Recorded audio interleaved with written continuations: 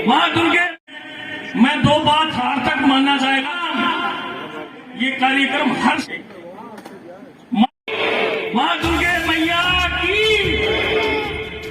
जैसा कि आप सभी पूरी रात से यहाँ इस सत्संग का आनंद ले रहे हो, जागरण का आनंद ले रहे हो, इसमें मैं 2 बात कहना चाहता हूं खासकर माताओं को। मां दुर्गे मैया का जब जागरण सार्थक माना जाएगा जब इनके बताए हुए रास्ते पर चला जाए। और इसमें मैं कई बार देखता हूं कि ये हमारे साथी शानू, श्याम, ये अपने विजय अरोड़ा जी, जितने भी साथी सबके नाम लूंगा, टाइम 2 मिनट मैं बोलना चाह रहा हूं।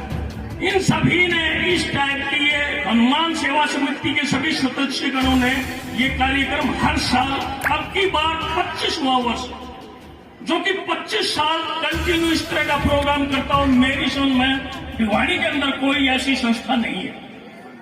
और जब मैं माता की बात करता हूं तो माता क्या है, जैसे कि माता की बात करता हूं तो माता क्या है, जैसे कौशल्या राम, और इसी तरह माता क्या है, एक निर्माता है। माता वैसे नहीं, माता एक निर्माता है।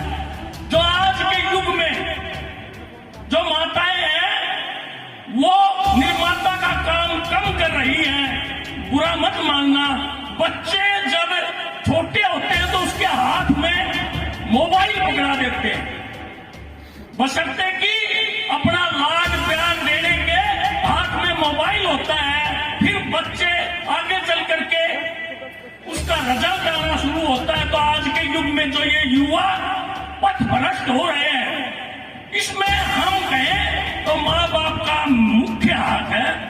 और आज माता का जागरण मनाने का अगर वास्तविक श्रेय आप लेना चाहते हो तो आज से कसम खाओ, आप माताएं निर्माता का काम करें बचपन से ही। बचपन नहीं, मैं तो कहता हूं कि जब गर्भ में पेट में बच्चा होता है उस समय से ऐसी धार्मिक विचारधारा उसके अंदर डालो, जैसे कि चक्रव्यूह तोड़ने के लिए अभिमन्यु को बचपन का मतलब गर्भ में ही तैयार किया गया था। उसी तरह आज के इस युग में इन माताओं का दैनिक नैतिक फर्ज बनता है कि अपनी औलाद को ऐसे अभिमन्यु बनाएं, जो कि ये कह रहे थे कि हमारे साथी ये भारत वीर जवानों का, लेकिन आजकल जवान के बजाय क्या पैदा हो रहे हैं, दिमाग से अपाहिज, शरीर से अपाहिज। क्योंकि ये मोबाइल और ऐसा जमाना चल गया, मोबाइल होते ही बच्चे के हाथ में पकड़ा दिया जाता है। मैं आजकल इस चीज के बड़ा खिलाफ चल रहा हूं। तो आप लोगों ने आज इस जागरण में यही कसम उठानी है कि अपने बच्चों का पालन पोषण जब पेट में उस टाइम से लेकर और जब तक वो टीन ईयर्स यानी कि 19 ईयर्स तक उसका ख्याल रखना है। फिर वो अपने आप देश को भी और आपके परिवार को और आपके नाम को रोशन करेगा। तो आज मैं यही कहना चाहता हूं, क्योंकि धार्मिक बातें बहुत होली, इसके साथ मैं आप सभी माताओं को नमन करता हूं, बहनों को नमन करता हूं। अपने बुजुर्गों का मान सम्मान करो, जैसे चावला साहब वर्गीय जैसे बैठे ये पुराने, तो इनका नतमस्तक होकर के सम्मान करो। घर के अंदर अपनी सास ससुर की सेवा करो।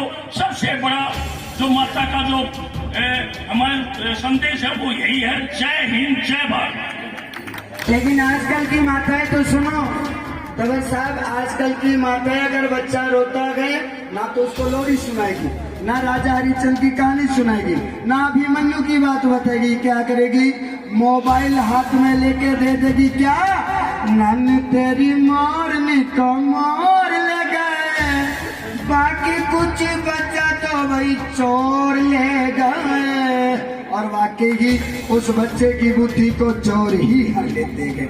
आपसे रिक्वेस्ट है कि आप अपने बच्चों का ध्यान रखें जैसे मैं अपने बच्चों का ध्यान रखता हूँ। आइए प्रिंस बजाज एक सुंदर सा भजन लेकर आ रहे हैं। प्रिंस